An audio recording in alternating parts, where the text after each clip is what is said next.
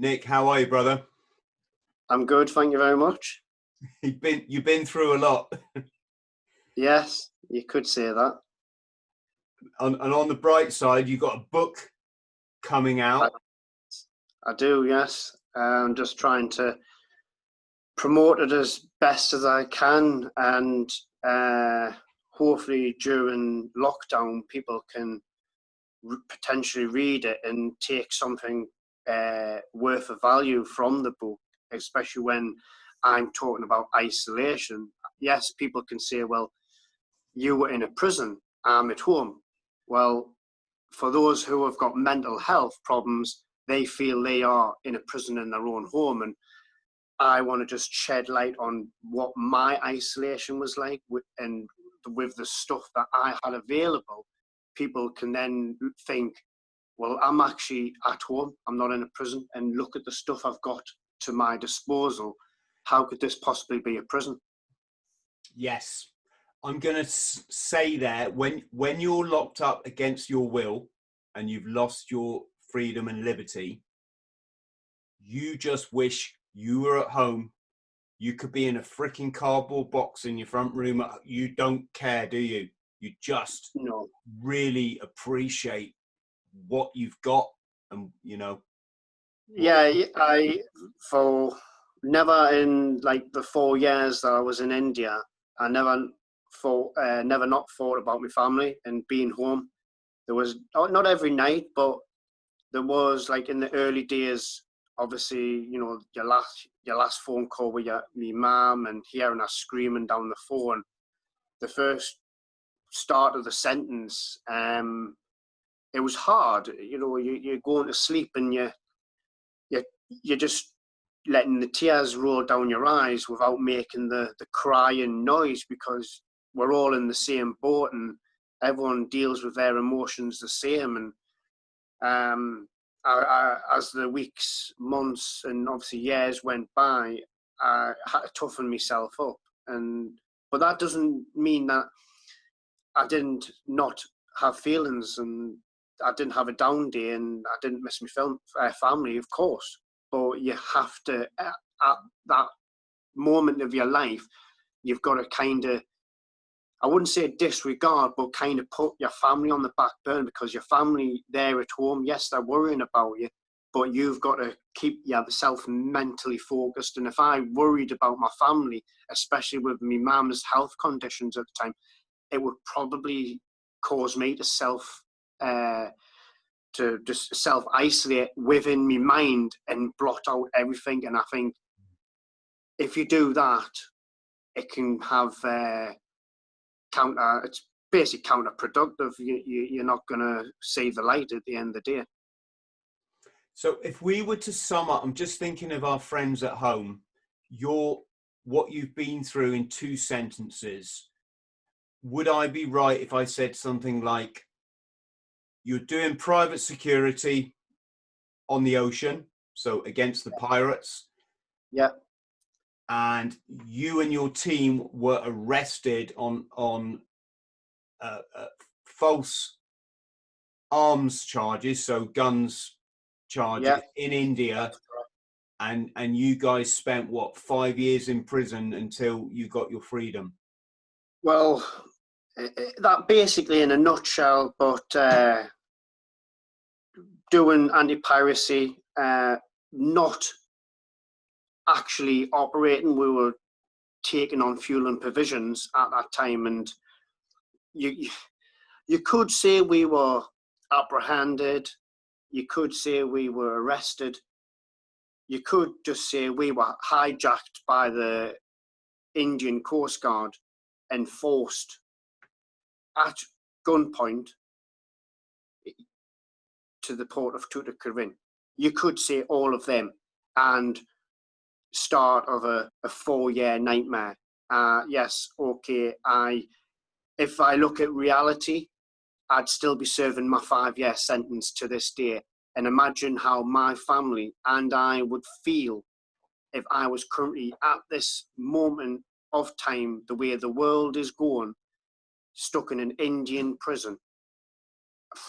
That I'm so grateful we got out of prison when we did, because this alone, with this whole pandemic, I'd have to take it to another mental notch, because I wouldn't be seeing no family members.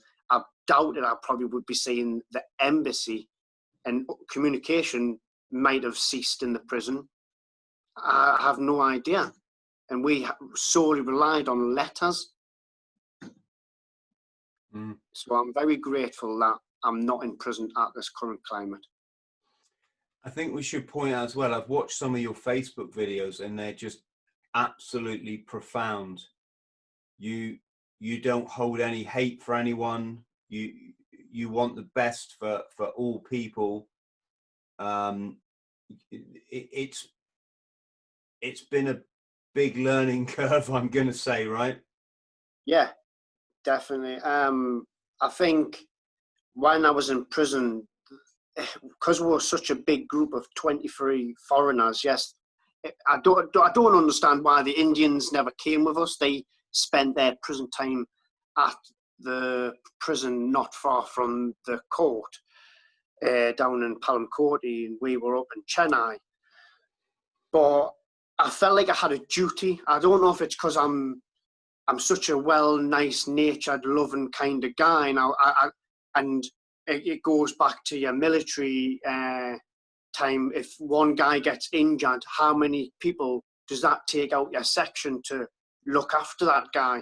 So if you've got a section of 8 and one person goes down, there's potentially 3-4 guys out of the mix. So I, during the time of my prison time, was starting to notice a few guys finding it mentally tough, and I would try my best to keep these guys their heads above water.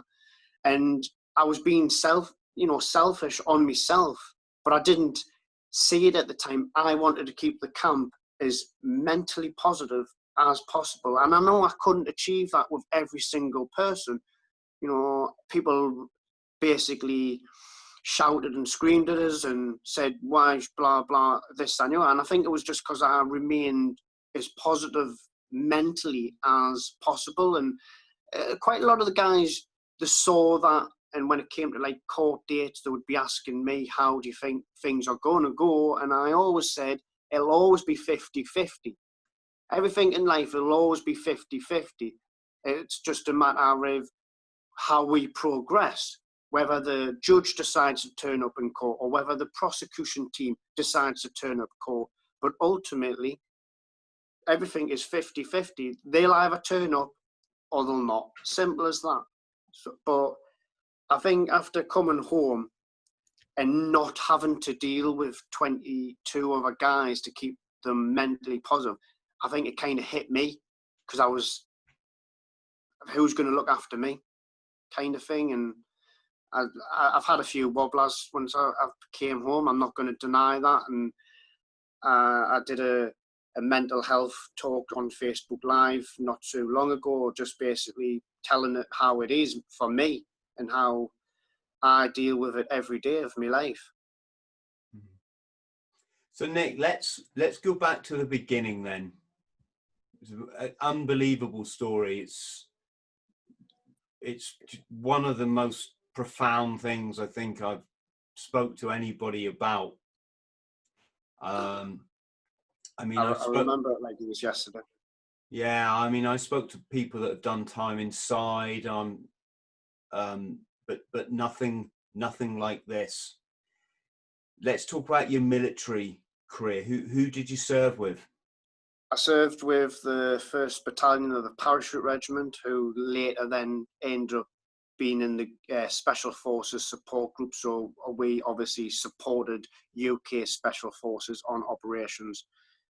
Did 6 years, going to Northern Ireland, Afghanistan, and finally my last tour before I left was Iraq. Left in 2010 to pursue a different way of life, and it's in the military. It is like a domino effect.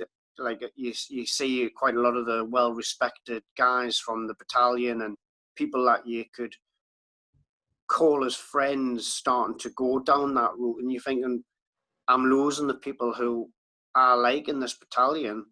I'm going to do what they do. And I went and done my qualifications, and obviously I had 2 roads to go down, and I was obviously given the road to go down the maritime circuit.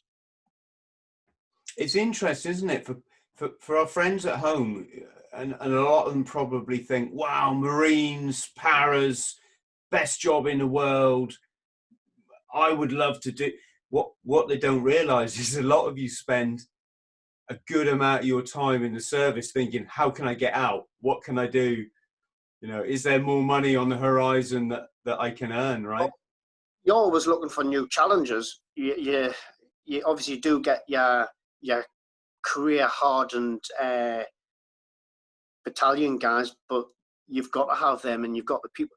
Like, yes, I was earning good money. Yes, it was great going to different countries and coming across different nationalities on the vessels. But I didn't just solely say it for the money. I did it because I enjoyed going to these different countries. I enjoyed being on these different vessels. It's totally new to me. And it kind of was like, oh, this is new. This is exciting. But nothing could have foreseen what transpired in October 2013. People say you couldn't write that.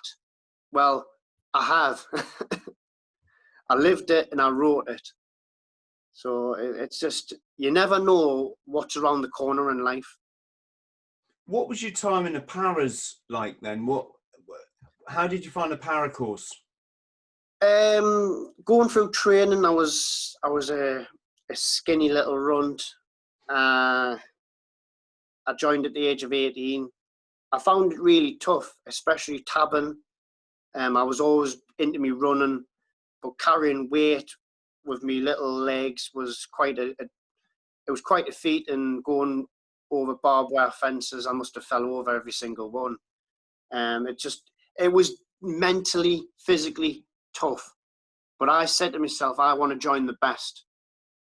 And I joined the best, and I gave it me all. I passed paid company first time, and I'd never came off any event. And then when I stood on that parade square, receiving me burial without me green backing was like a very proud moment. But when I passed out and walking off the parade square to the Ride of the Valkyries and being on the side of the march and seeing and knowing my family can physically see me, and you know, you're given the salute as you're marching off, and your chest's out, you're proud. I was thinking, this is what I've trained for. This is what I've always wanted, and a very, very proud moment. And it doesn't matter what regiment you join, what service, it's always a proud moment to walk off a parade square in front of your family. I should have joined the freaking paras, man. I knew it. One of those. And balloon jump, come on, tell us about that, because that, oh, did they do it? They stopped doing it, didn't they? What's that, sorry? The balloon jump. They stopped that now.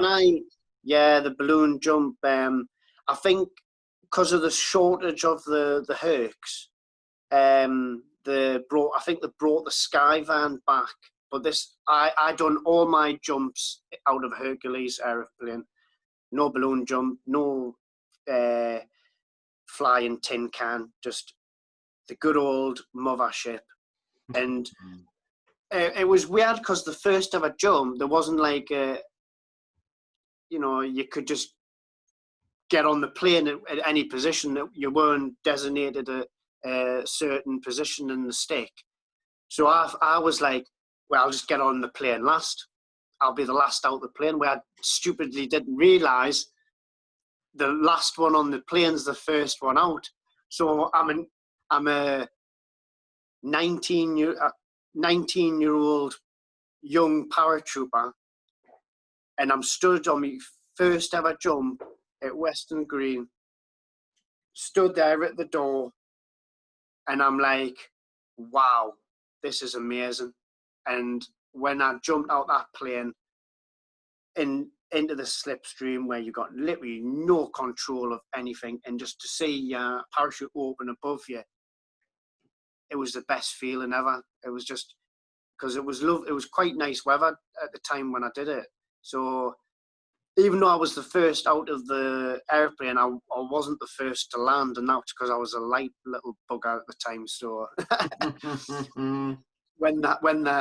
every time we did like jumps and all that, because of how heavy I was, I always got I was always got extra kit and all that in my Bergen. So I think it was not just to help other people with their kit. I think it was just to bring us down quicker. I realise that if you hang around on the apron and make sure you're the last person to get on the plane, then you're the first out. So I did that every single jump I've ever done. I've always been the first guy in the door, and I used to scream so loud, like my Viking yell. I didn't realise the guys behind me thought something was wrong. Yeah. They'd say to me later that evening in the naffy, like, we thought someone had gone, you were screaming so loud. I'm like, no, I was loving it. I really loved it. I loved it. Yeah, I've had a few little scares when doing night jumps. There's been a few times where I was unable to kick out the twists, so you just accept the land. And then on 2 occasions, I landed on my back.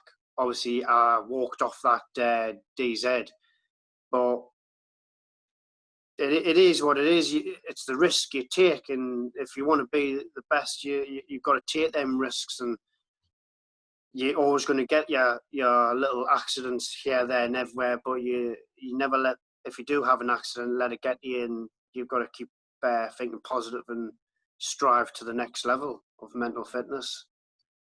What was Northern Ireland like for you then? Because you must have gone a very different time, Nick, to when I went. I was there in the 80s.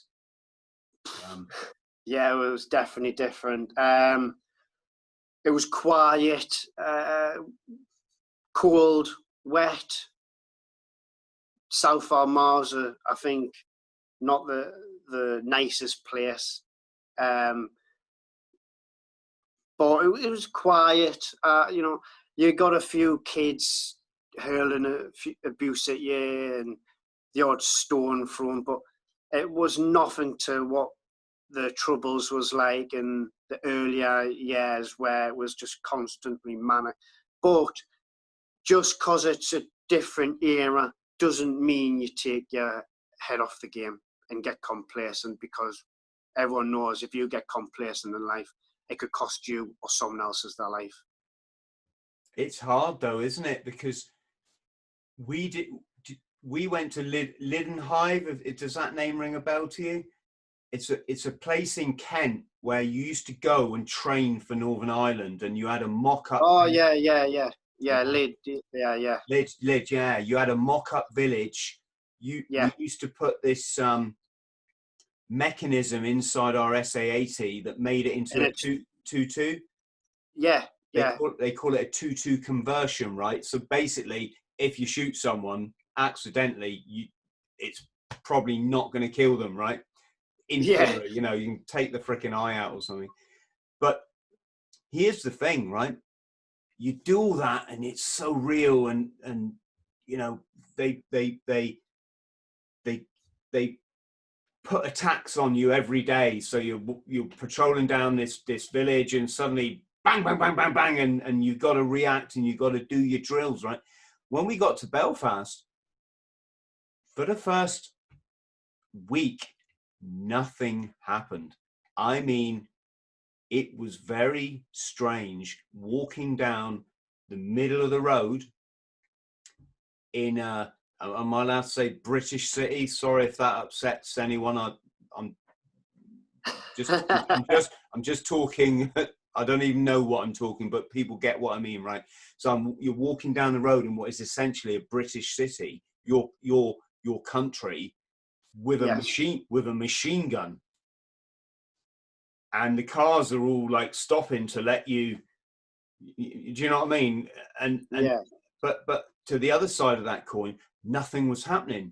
It felt it felt like, oh my God, we've done all that training and nothing's kicking off. I thought we were coming to a war zone. But, sorry, Nick, just quickly clarify. Oh my God, how wrong were we? We had gone to that complacency mode. And on that 5th day or whatever it was, I won't pretend it kicked off.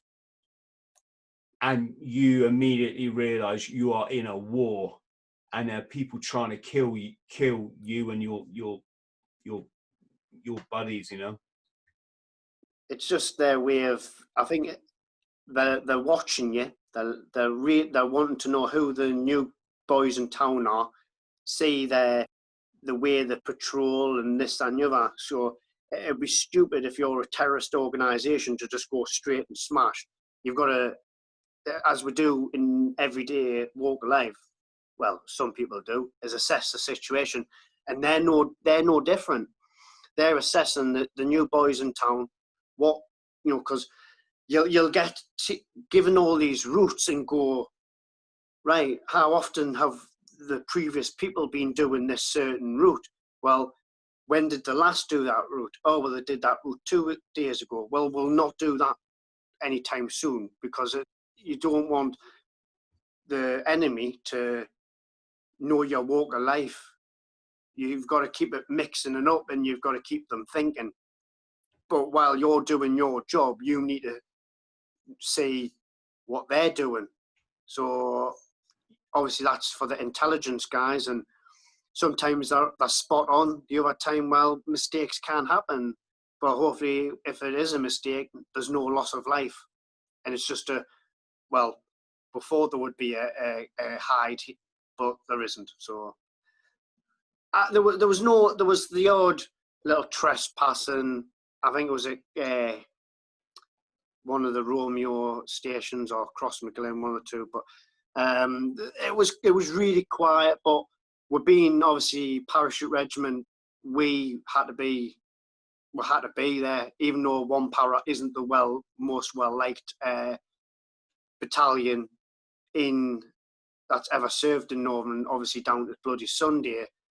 But we as a regiment and a battalion felt we have to do it. It was our way of saying ta-da, kind of thing. You'll never see us again because we're on to bigger and better things. But I can't imagine what it was like in the early 90s, 80s, etc. For being a young soldier, I went straight to Ireland after my 19th birthday, and you're fresh in the regiment and the battalion, and you are a bit nervous. But other than that, it kind of is a little stepping stone to go on to bigger and better things, and obviously that's Afghanistan and Iraq. And how was that for you? Did you get many? What years were you in each of those countries? Northern Ireland, I was there 2005. And so Iraq, I'm guessing that's the second Iraq, right? Not the 2000 and. Sorry, have we frozen? One sec. Oh, you're back on. Sorry, we just froze for a second. Let's keep going. Yeah. So yeah, I was saying Iraq. That's the second Iraq, right? Yes. So I joined. Yeah, I joined battalion 2005. March 2005, I went to Northern Ireland. Then we changed out of the green role, so to speak, away from 16 Air Assault to work with Special Forces, and be renamed Special Forces Support Group. But we were always Parachute Regiment. But you've got to kind of take it up a notch. You're not you're still brothers of the regiment, but you've kind of got to change your way because you're doing a different role to what they're doing. So we went to Afghanistan in 2007, and we went to Iraq 2009-10. So I spent like Christmas and New Year in Iraq. So it was an experience. We all enjoy our time in the military, and we all hate our time in the military. It's one of those jobs where you love and hate it at the same time. Mm. Yes, it's certainly an experience, but nothing like what we're going to come on to. Did you have any contacts then in Iraq and Afghanistan? Was there was there stuff going down did it get hairy? There was an incident in Afghanistan where it was quite strange because quite a few vehicles had gone over mines, and I was top gunner in Wimmick. For those who don't know, obviously a soft-skin Land Rover with very little armour on it, but it seemed to have done the trick for what was later to happen. So you always get people who are watchers, diggers, whatever you want to name them by. But we noticed on the horizon there was two people, and they were obviously watching. And in that hostile environment, you can't take any chances. So we went to investigate. They were gone. It's like they have little caves dug in the sand. It's just amazing how they're just 1 minute there, next minute just poof, gone.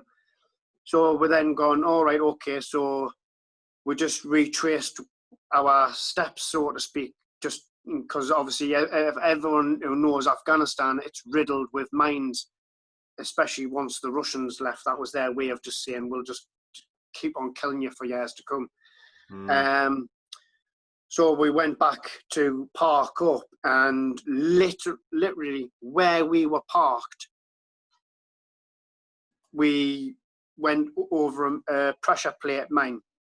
And anyone who's been in any incident in regarding mines, I'll tell you this, things happen that quick, you've got no time to react. It's not like the movies where they always seem to have this sixth sense and they'll see it and then they've got time to jump behind. You've got literally no time. It goes boom, and you just, once the dust settles, you're hopefully alive and all able-limbed. Luckily, it was a pressure plate mine and it went straight up the engine block.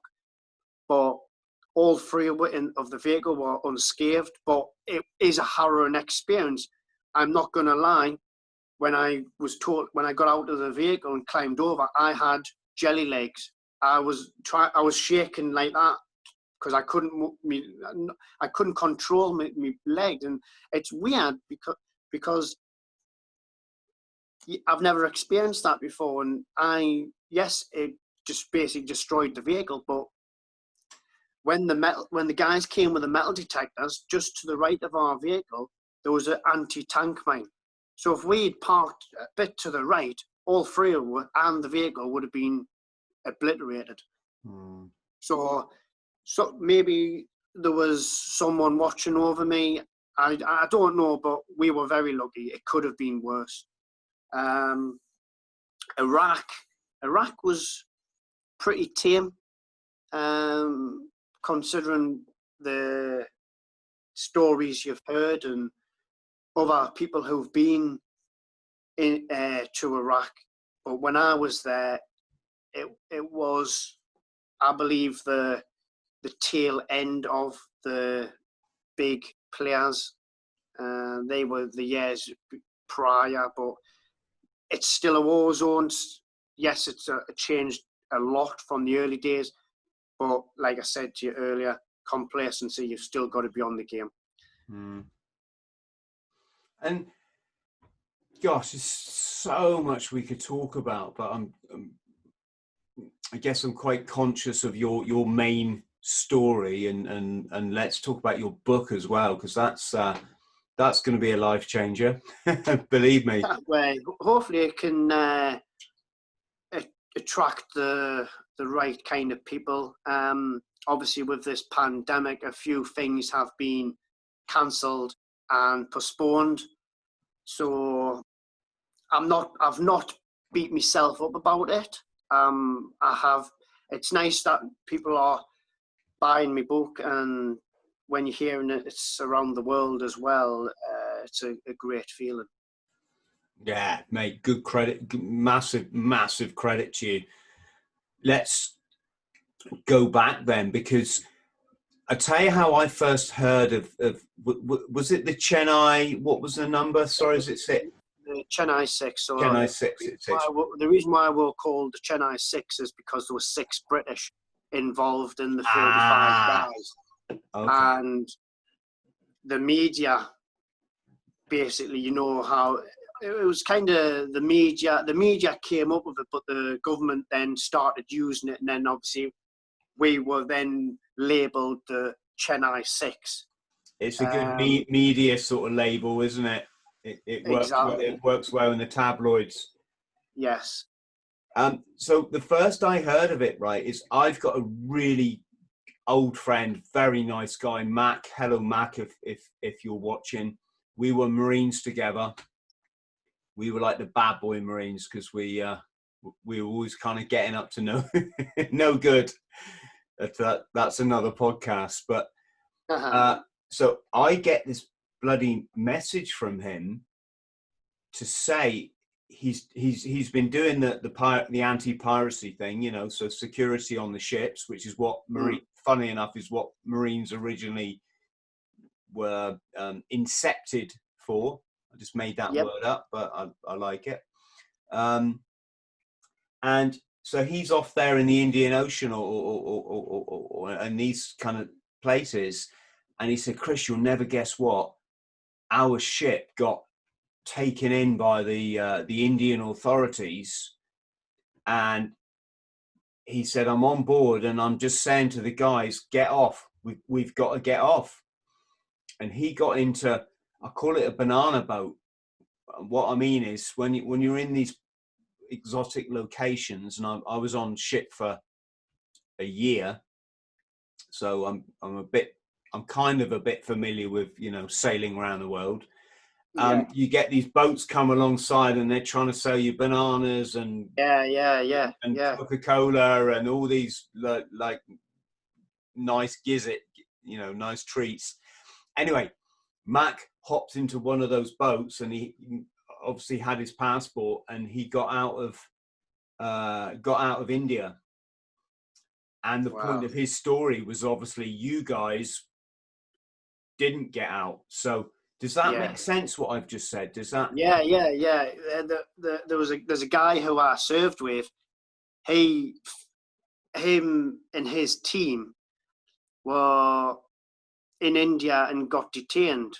But anyone who knows, especially on the circuit, but for those who do not know, when you come to these countries, money talks. They have absolutely no interest, because they know you are earning lots of money in their eyes.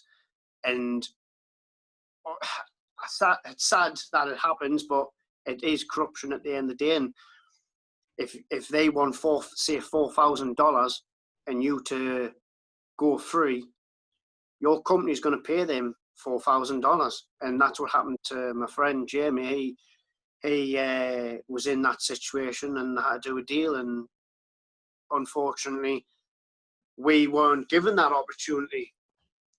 But we heard later in our time in the first prison that there apparently was meetings between a company representative and the police, but the police were asking for stupid amount of money, because the more people, the more weapons, the more money to make it go away. Yes, the company had just been getting new contracts and could have easily made that money back. However, the company owner is an American Jordanian, and his Muslim culture, he ain't going to back down to an Indian. Not a chance, especially when there's money concerned. And he apparently just went, no chance, definitely not. And that was his last kind of involvement. And it was shocking, to be honest. God, let's I think, Nick, let's build the picture for people listening and watching. So where did you get on that ship? Who were you working for? What was the job? And when did it all go wrong? So it all I left the UK in September 2013. We'd already done a month doing transit. And we flew from Sri Lanka to Muscat to pick up the next transit. And we were coming back to Sri Lanka. So we left Muscat. Within a couple of days, we were informed we would be getting on the Seaman Guard Ohio, which is a floating armory, a ship where you would, instead of getting off on land, you would get on there and you can rest and recuperate. And that was owned, and I worked for the company Advent, which is an American-based company. And what they called, mate? Sorry, the company was Advent. Advent. That's a weird name. Advent, yeah. A lot of these companies have something like Nautilus or it's something involving to do with the sea or something or other. But yeah, I think things was picking up because they were doing a bit, crap at the start, and they got the guys to go over to America and tell the owners, right, this needs to be done, for you to be a successful businessman, and things was happening. There was like two of them, the father and the son was running the company. But the problem with their culture, if Dad wanted to interfere, it's, yes, Dad, you crack on. It's not, Dad, hang on, you're going to muck things up. You've gave me control of this company. So we needed fuel and provisions. The vessel, we were going to Sri Lanka. We got on board the Seaman Guard Ohio. A couple of days on there, ceased operations to go, and then obviously going to the port. Like, we didn't actually go to India. We were nearby, but on the Maritime Act, if there is a natural disaster of sorts, you can seek refuge in a neighbouring country. And there was a cyclone at the time, and the sea state was quite choppy, and we couldn't really take our fuel and provisions. So we kind of came and neighboured to India. We weren't going to port, so there was absolutely no reason to inform them we are going to port. Whether the captain informed the nearest port that we are seeking shelter, that's got no concern to me. That's not my job. I'm just currently on this vessel as a passenger. I'm not operating. I should have been going to Sri Lanka in the team I was, but we're actually on this vessel. And I remember on the 11th of October 2013, we were taking fuel, and I went to sleep. And then the next day, the tactical deployment officer, which is the guy in control of all the kit and equipment, and he's the guy who makes sure the teams come off client vessels and other teams go on other client vessels.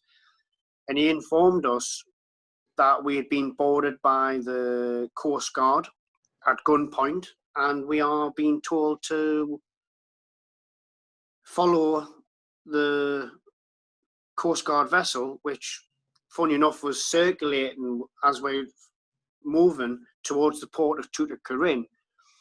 And to where we were, to how far the port was, it was probably maybe an hour and a half tops away. And when you start and work on the ships, you kind of gauge how fast the ship's going, because most of the ships are bulk carriers that I found myself on, so they were always going around 10, 12 knots. And if we went to around 10, 12 knots, it probably would have taken maybe an hour and a half, but we were going 2 knots. And I questioned this. I said, so why are we going so slow if we're only here? And they went, we do not know, just being told. And the reason being is because we had a massive welcome committee waiting for us at port. So, which kind of raises suspicion. How is so many people and media from different parts of India at that port so quick? This could not have happened in a couple of hours that they said we've. Yeah, it sounds like a planned event, right? But I don't know what the, are they trying to look like Billy Big Bollocks or? Yeah, definitely. India at the time were throwing off the worldwide anti-piracy team because their navy were just massacring fishermen. So NATO, I think, is in charge. They just went, sorry, India, we're not happy with how you're conducting your naval exercises. You can't just treat everyone as a pirate, and you certainly don't bloody kill them. And that's what they were doing. So they were a bit cheesed off from that. And obviously in January 2012, you have 2 Italian Marines who, working for their country of Italy and their navy, killed 2 Indian fishermen off the coast of Kerala. And you're like, we're the scapegoats, we're the fall guys. And it's shocking how they've taken a complete different case, and the only link to them and us is we do maritime security. They do it for that country, we do it private. We've not killed anyone, but the way they treat us, we might as well have massacred a bloody whole entire village. It was just absolutely disgusting. So I think probably like people listening and watching, I've got a million questions. I'm just trying to think how to put them logically. So first off, was there ever a moment where you could have just opened up on them? No. Couldn't have shot these people, this Coast Guard guy's dead? No, there was only one guy on the bridge, and he never muttered a word. And their Coast Guard vessel had its main gun fixated on us. So if they had seen us bare arms, they would have just sunk her. They would have just annihilated and destroyed our vessel. I'm not trying to sound like you know, I'm a pacifist. I love everybody. I don't want all this stuff in the world. But on the other hand, I ain't going to do 5 years in a freaking foreign prison. Sorry, not if I can. I didn't want to do that either. But a lot of it was in the air. We weren't getting as much information. Even to this day, they never even muttered the words of "we are arresting you on suspicion of," or however they would word it in their country. It was, "You're going to hospital." And we're not stupid. We knew exactly where we're going. They stripped us of anything. So we couldn't take a mobile phone, we couldn't take a wallet, couldn't take a belt. People who may have needed reading glasses couldn't even take them. We were stripped of everything and loaded onto buses. And were you aware that people like my mate Mac had got off? How was that? We weren't aware of nothing. We were kind of told to just keep out the way. Some people were communicating with families back home and just telling them what's going on. Some people were looking at local news, and there was local news articles that my parents had seen. And I remember having the conversation with my dad, and he was saying, right, I want to know the truth. What are you doing? Because what I'm reading, it says you're selling weapons to fishermen here. and other articles are saying we're doing a Mumbai-style seaborne attack on the nuclear power plant in Tuticorin and Tamil Nadu, and I'm like, where are they creating this fantasy stories from? We are maritime security. Quite a lot of the crew have been Indian or Filipino. We're protecting your vessels so they don't go into the hands of Somali pirates, yet you're treating us like terrorists because you believe, or your naivety or your stupidness has looked at these G3 weapons, and because some of them haven't got the air scrubbed off, you assume it's an automatic weapon, and you're thinking, you can't make this up. It was like Bill and Ben, age 4 and 5, leading the investigation, and when you're trying to explain things to these people who haven't got a Scooby-Doo what you're talking about, you can't win. You can't win. Isn't it? Yeah, I mean, it's similar situation. I mean, I worked in Mozambique, as people will well know, and you can't drive in Mozambique without meeting police checkpoints. And it is just the done thing that you have to give them money. This is how, you know, how shit the situation is. If you want to go through that checkpoint, so you're driving into the city to buy some goods, you got to give them money. When you're in a poor country and you've got a bit of law and you could put these foreigners in a prison, these foreigners don't want to go to prison, so they'll go, how can I get round this? And they'll just go, well, how much you got? You know, so it's either give them your money or go to prison for nothing. Yeah, exactly. We're in a situation once, Nick. We were going to the north of Mozambique. It was the opening of a school. Me and my friend we were like teachers, volunteer workers ourselves, and we had colleagues working at this school, and they were opening this. It was like a educational college or something. Anyway, we're there hitchhiking our way up north, because that's what you do in Africa. You just put your thumb out and pretty much everybody stops to give you a lift, right?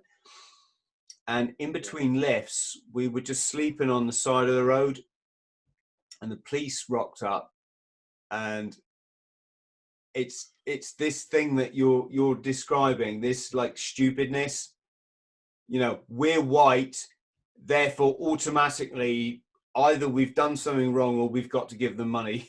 There's no. That's just how it is, and that, you know, these countries around the world. The fact that we're there to develop. Okay, again, that's a whole nother argument. What is development? But let's take that another day. But the whole fact that we're there giving our time for free, we don't get paid, to develop your country, and you're trying to arrest us and get all our money out of this. And the way we got around it is the president of the country, can't remember the gentleman's name now, but he was allegedly going to go to this school to like cut the ribbon sort of thing, you know, open the school. Yeah. So we said to these coppers, hey, you know, we're friends of Jacob Frelimo or whatever the guy's name is. You know, we're on our way to meet him. And they were like, oh, okay, off you go. Well, it was the same for my situation when I spent the time when I wasn't in prison, when I was living in a hostel in India. Like, the police I had an incident with the police when I was coming back from watching the football in a bar, because that's the only time I could like watch the football at that time. And I'd had a few drinks, and obviously the Indian police, they've got a way of dealing with things. They're not very, how I'll say, diplomatic in a way of how our police are.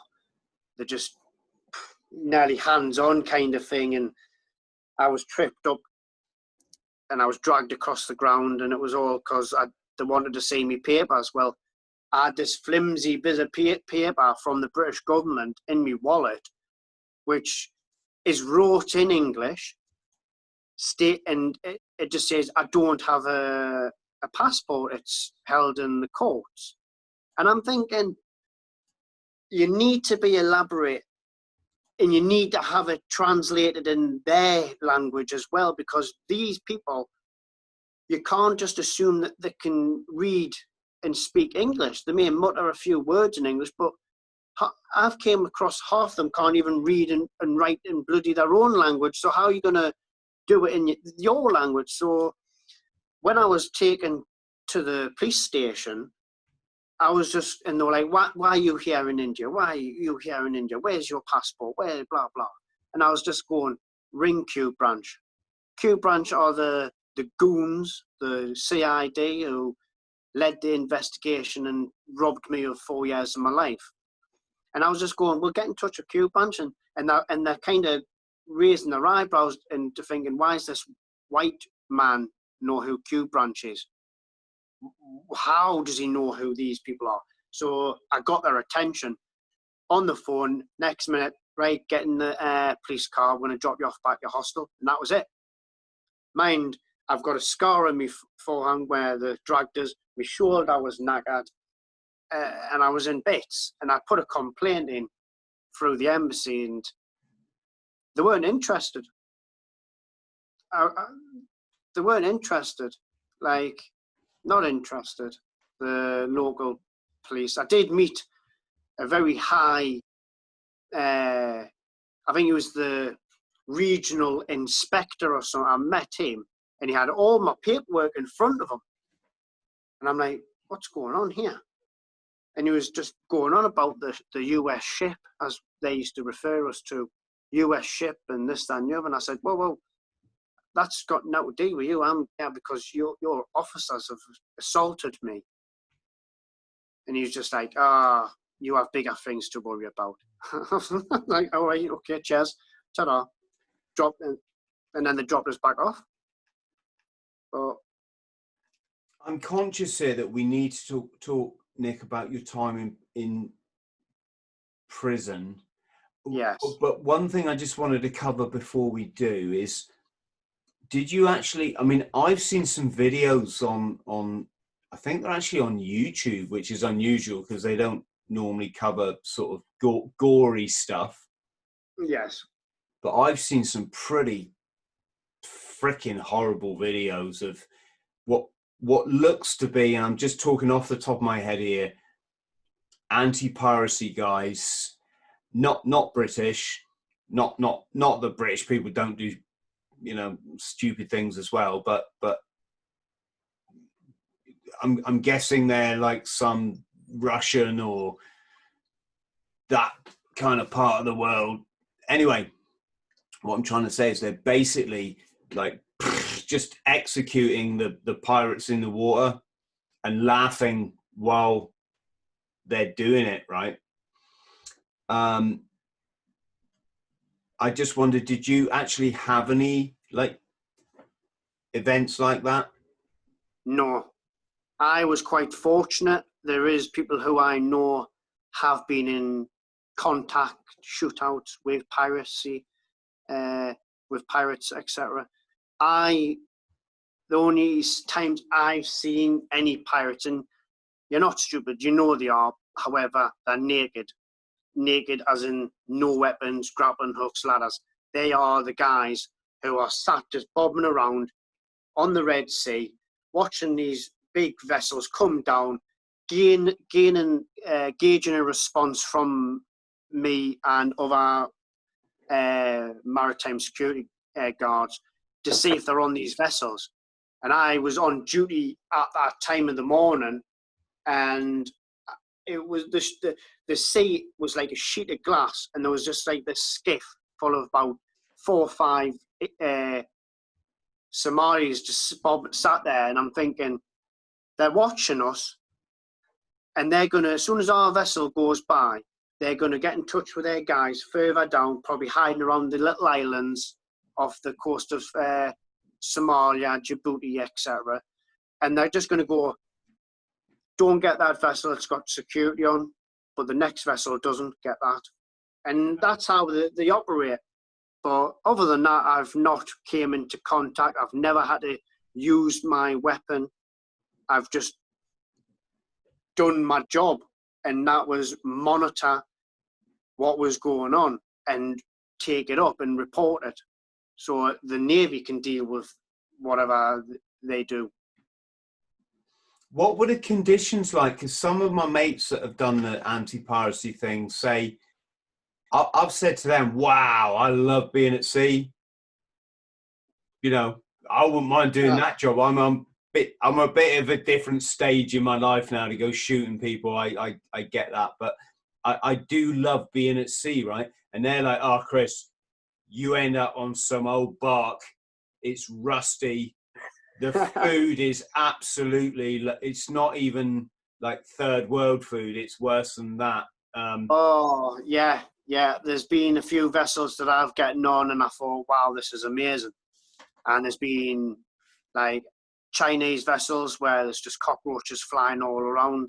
And I'm not saying this just because of what's going on in the world, but I've been on a Chinese vessel, and I remember putting the light on to go to the toilet, and there's just cockroaches flying all over the shop.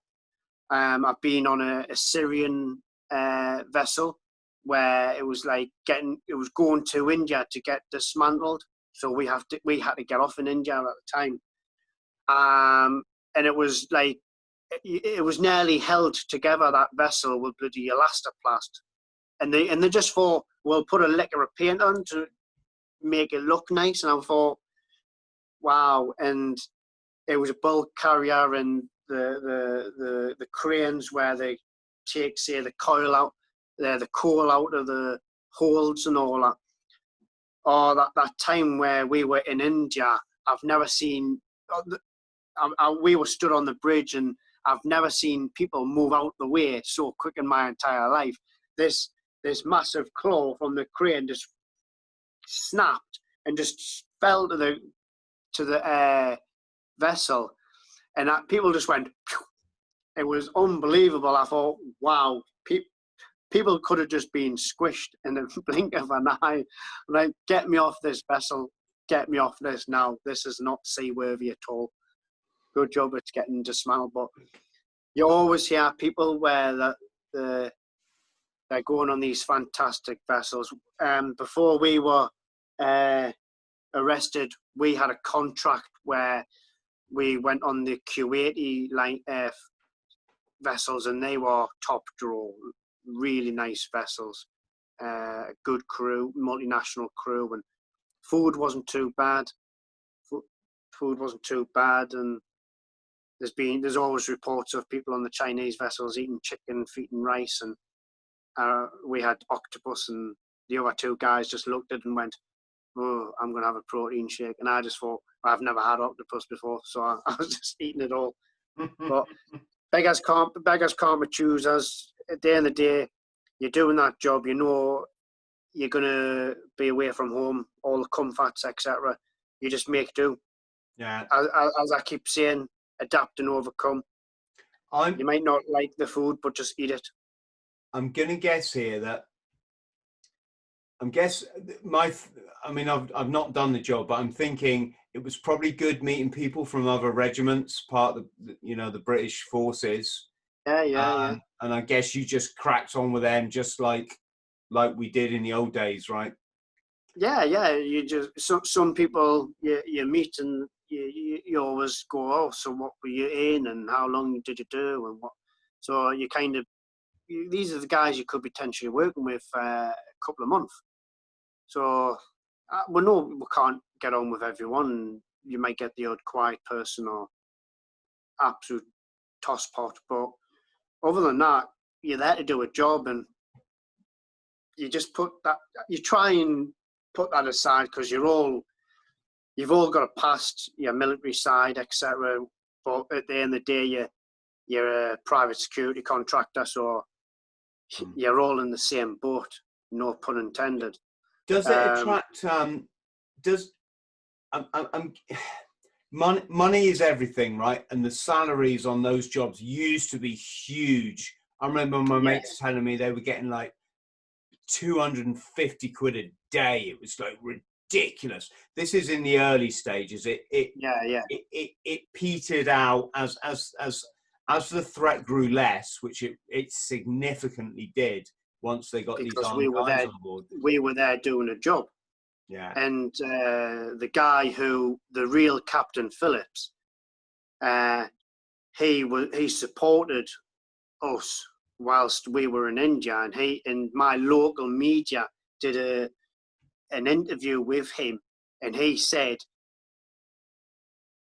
these vessels need these security officers on board, because if you don't, you'll end up like me or worse. Yeah. Because my vessel didn't have security. There's no success rate of any vessel being taken by piracy while armed guards are on board. And if there has been, I'm not aware of it. Yeah, there was a bit of controversy there, though, wasn't there? Because in that movie, Captain Phillips came out as like a bit of a hero, and again, he would have been shitting himself. Put it bluntly. Of course, you know. I mean, you potentially. We all know the film was done in Hollywood, and they put their spin. We all know. We're not stupid.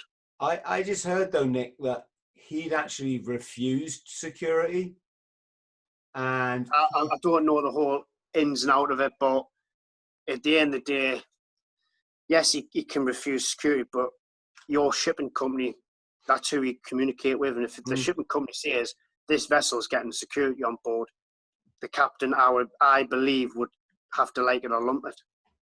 But we are there to make sure their vessel goes from A to B in the most safest way. Yeah. I just heard that, and this is no disrespect meant to this man, because you hear loads of shit on the freaking internet, right? But I did hear that he hadn't got security on board. He also insisted on sailing through like the most dangerous waters, and Captain Phillips, come and talk to us and tell us your story. Yeah. But I'm not. It's that thing, isn't it? Like, I've seen a lot of death, rape, fucking horrible stuff in my life. I am well aware it goes on. And you are too, Nick, right? I know it happens.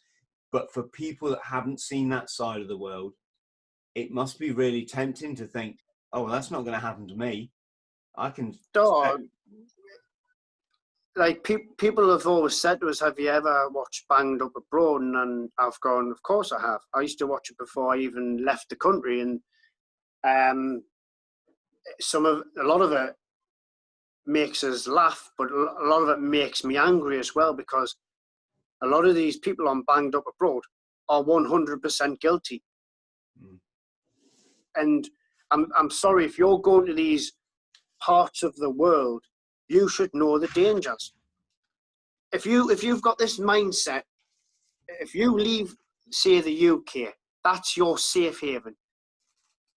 Try and treat all the other countries, especially going, say, Africa, Middle East, Far East, etc. Treat them countries with the utmost caution. Do not draw attention to yourself. You will be fine.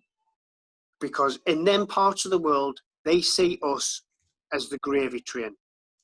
They see us as easy. They see us as easy pickings, and they will stop you and probably manipulate the situation to their bidding just to get money out of you. And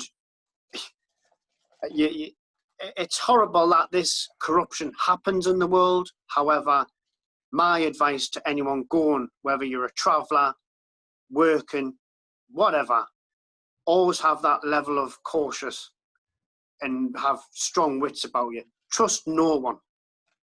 Trust no one, and anyone listening, be fucking careful taking drugs aboard. That's what I would say, because definitely, all these, it's easy, especially if you're like a traveller. Yeah, drugs. Can you transport the drugs? Get fucking blackmailed. You can get fucked up. You can get kidnapped. You can just be it's careful, very dangerous, folks. You know, be careful. The full moon party on Koh Phangan, Thailand, obviously. The coppers in the morning are lined out all along the cliff, and all they're doing is watching for some gullible Westerner to spark up a joint, thinking, it's full moon, it's the party, you know. No, they're going to hammer down on you. Oh, next thing, you're facing 5 years in a Thai prison, or you give them all the money in your bank account. It is, yeah. And it happens, guys. It happens. Please believe me. We had a horrible situation, Nick, when I was on HMS Invincible. We sailed to Barbados. It was absolutely the most dream trip of my life. And I've been all around the world. That trip, sailing with 2,600 brothers and sisters, because we had women on board that ship. It was absolutely amazing. I can't put it into words. We're sailing to Barbados, right? It was just so brilliant. Anyway, we're all in that like holiday. Hey, the ship's radio was playing. We're going to Barbados, you know, and all that kind of stuff, right? My friend, who was a Wren, she was in my job. If we went to action stations on the ship, so that means when bombs are coming in or torpedoes, you go to action stations. My job was a first aider. As a Marine, we man the first aid party, and one of the girls in my first aid party, as I say, my friend, wonderful person. We got to Barbados, and of course everybody's in party mood. We're thinking we're in paradise, right? And she was going out with one of the matlows on ship, and they went out for a romantic meal and decided they were going to walk along the beach afterwards. And a local guy came out of the bushes, or the palm trees as it is, with a machete. I'm going to say this is not a slight on any drug users, because I've used lots of drugs in my life, but I'm guessing he probably had a problem with crack. And he came out with his machete and he went, right, give me all your money, give me your jewelry. So they were like, okay, yeah, you know, there you go. Just take it and go, right? Then he just points the machete and says, right, now I want your woman. And the matlow's like, no, fuck you. And the girl, my friend, went, no, just let him do it. Let him do it. You know, they're fucking petrified, right? He's like, let him do it. So he raped her on the beach in front of this fucking guy. And why am I saying it? I'm just saying it for anybody listening. Fucking take care. Please take care. When you travel abroad, as a Brit, you think you're in this like utopia. Oh yeah, definitely. But as Nick will tell you, you're literally a hair's breadth away all the time from having a life-changing experience, and not a good one, mate. You know what I mean? Yeah. When we were in prison, we came across some characters from different nationalities, and it's mad when you hear the stories of our people, and it all boils down to money. One, I think it was a South Korean. Why he had $100,000 in cash on his person, I have no idea. but they chucked him in my prison, and the word on the street was they won 50 grand and he can go home. And he was snapping. You could see him stomping around. He wasn't happy. And then one day he wasn't there. He'd gone. And what the newspaper said was basically he handed over $50,000 to help with some investigation, and then that was it. I was like, so basically, you've just wrote indirectly, you've just taken a cash payment of bribery money of $50,000, and he's going, yes, okay, whatever that 100 grand is. Why would you really have 100 grand on your person? But people think when you're in these parts of the world, you're oblivious and you're not going to get stopped and you're just going to go unnoticed. Well, I'm sorry, in these countries, you are noticed as soon as you touch down in the airport. Yes, my situation was differently, but when I spent time being out of prison and seeing the way India's life is, how, you know, you could more or less say I was an Englishman living in India, and I could see the dangers before my eyes and the corruptness, and it boggles your mind. You're thinking, I know I'm okay. I'm kind of safe haven at the minute because the big boys are involved in our case, so the little police won't do anything, but they'd still push the boundaries if it means, because they can lie. They can tell you, oh, well, you done this, that, and the other. He hit her, and I'm thinking, are you stupid? So you've got to be very careful because they will twist any story you give them. Like, I watched Bang Up Broad last week, and there was a guy in Saudi Arabia, and they were saying, sign this, and it was a piece of paper, and it was all in Arabic. He couldn't read it, so he signed it. In my situation, we were given a blank piece of paper saying, sign this or we'll ruin your life. And now I'm like, it's a blank piece of paper. Obviously, we had to sign it because we couldn't move forward in what we're doing. So everyone was just doing squiggles, like, or signing the Mickey Mouse or something like that. But it didn't matter. It didn't matter in our country if your name was spelt wrong or didn't even resemble your name from your passport on the charge sheet. You were there. You went off face. It didn't matter what your name was. It was your face, and it's crazy. So if you're abroad, take care. Be cautious. Nick, 1 second. So let's talk about what was it like when you realised, shit, I'm going to prison. How did that come about? We went to 3 different prisons in the 4 years. So when we first got arrested, we were in the local prison of Palamcourty, and then we were transferred to Central Prison 2 in Chennai. Then obviously when we had our trial and got convicted for 5 years in 2016, we went to Central Prison 1, Chennai in Puzar, which is just next door to the remand prison. So we're on the vessel for in port, few days, all manic. We were just told to keep out of the way. Hopefully things would then get rectified and we'd be on our way.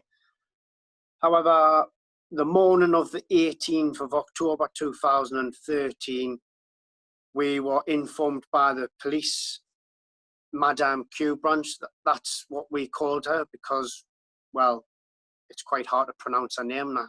I think it should deserve the title of Madame Q branch because she was top dog and she ruined mine and 34 of our men's lives for no reason. Well, she had a reason, but in legal terms, no reason. So we were removed from the vessel by, you're going to hospital for medical checkup. We're not stupid. So we complied. We are a professional outfit. We all wore our uniform. We complied.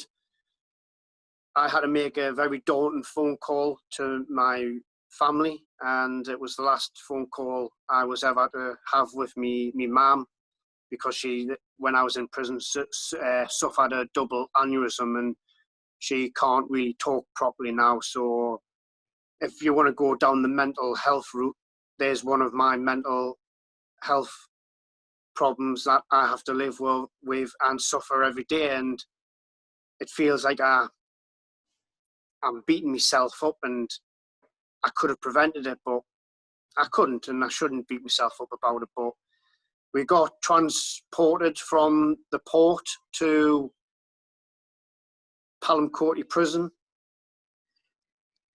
We spent a few days there.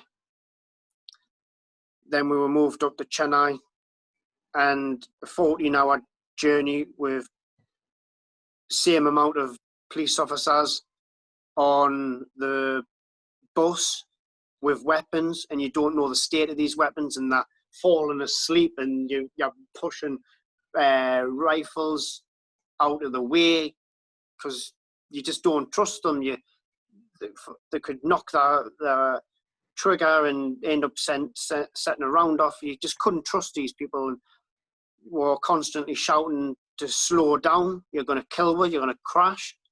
So you couldn't rest on this bus for nearly 14 hours. You're living on the edge. And it was very scary because you have no control in the matter.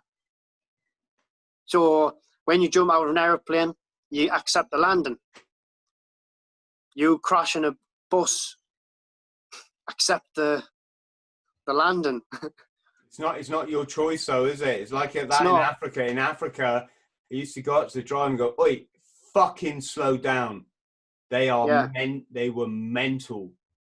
They have got no conception of other road users, the speed limit, how you would take a corner. They are just mental.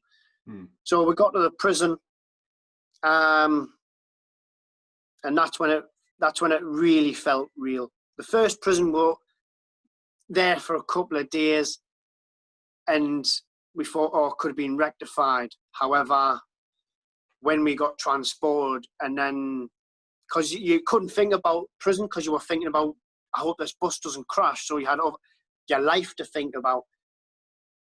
When you go off that bus and you are at them gates ready to go into that prison, these big metal, old school prison style gates, and you hear that opening and you're getting marched in, so to speak, and the door shuts, it kind of sends a little shiver down your spine. And there was a notice telling you how many prisoners are in, and exactly how many's in. And you're thinking, the prison's overcrowded. It was only meant to hold 1,500. There's about 3,000 here. And you're thinking, oh my Lord. And it feels real, going through the whole rigmarole. It's none of this. Take away our technology, where the electronic, it's all ink, big, massive book, your details, and you're thinking, I'm actually going back in time. I'm going to hell here. Absolutely. Anyone who's been to prison in the UK, yes, it's not a nice experience. Obviously, so okay, people deserve to for the heinous crimes they commit. But our prison is like a holiday camp. And I will say that because I've been to a proper prison. If any of our people in our British prison go and do the prison that I done, I tell you what, they'll sharp change the way they live their life. And what? Because you get looked after, and you've got, I wouldn't say human rights, but you've got better rights in a British prison than you have in an Indian prison. So what kind of cell were you in? Were you sharing with Indian guys? What did you get on with them? The first prison where we'd done the most time, where we were on remand, so before we got bail after 6 months, we were in a It was the foreigners compound, so there was Nigerians, Syrian, Iranians, there was a Russian, there was Sri Lankan Tamil Tigers. There was just a mixture of, this is where they stick all the foreigners away from the general population. So we were in a compound, and then there was like individual cells. So I shared a little cramped cell. It probably was about 10 by 8, and I shared that with 3 other guys. And there was 23, like I said, 23 foreigners, so we're all, some people were in a room of 3, some people were in a room of 4, and the captain and the chief engineer, they were together, because everyone was pointing fingers at them 2 absolute tosspots for our mess. But at the end of the day, it was a horrific experience. Yeah, you try to make it as comfortable as possible, but it was never comfortable. You wouldn't. I wouldn't say I was bitter. I never every day woke up. Yes, I used to say this is shit. I miss my family. I need to get out of here. But I never let myself do anything stupid, because I knew this won't be forever. And I never gave up hope. What was your daily what were your living conditions like, and what was the daily routine? I have obviously, I never was able to shed light in pictures from the first prison I was in, but I have got pictures that I took with a spy pen when I was in the second prison, when I was convicted. They are on my social media. But the first prison, it was a very cramped cell. We were living on little thin mattresses that we, after so many months, were able to get via the embassy's help. But initially, 2 sheets, slate floor, very uncomfortable. You start going from, say, maybe 3, 4 meals on a vessel to 1, or sometimes nothing, biscuits. We had to cook our own food, because the food that they served the prisoners, I wouldn't even give it to me dog. Condition, the toilet was a hole in the floor. So when you're losing your nutritional value that your body requires, you're getting achy bones, pains in your joints, your knees, and we have to squat over a hole. And sometimes you'll be like, oh, here's a hand. I can't get up. And it was disgusting, because we use a sit-down toilet, and it's total massive culture shock. You've got the rats to deal with, snakes. If someone got bit by a snake, these were cobras, and we witnessed the local prisoners killing them. How did you come into contact with snakes? They're just the greenery in the compounds and all that. They'd find their way, and there was a few occasions where we had a rat, and I talk about my rat incident in my book. Horrible. It's like the size of a cat. But if we got bit by a snake in that prison, we would die in that prison, because the way the prison authorities, the language barrier, the sense of urgency, they couldn't care. One of the guys had something wrong. I think he had a stomach ulcer, and he was in absolute agony. And we were woken up by these screams of pain, and they were shouting the guard. And then the next minute you see this Indian guard yawning his head off, going, ugh, what's the matter? And you're thinking, this man needs to go out to hospital now. He's going to die. Right? And they just had no care in the world. Once you go into them prisons, you're just a number. So let's gosh, I'm trying to take all this in. It's like watching a whole episode of Banged Up Abroad in in a nutshell. And yeah, there's just so much to say. I couldn't even fit it all in my book. Wow, you know, with it, we can do more podcasts, mate. We can focus on, you know, specific things that would be great. What I'm thinking now is,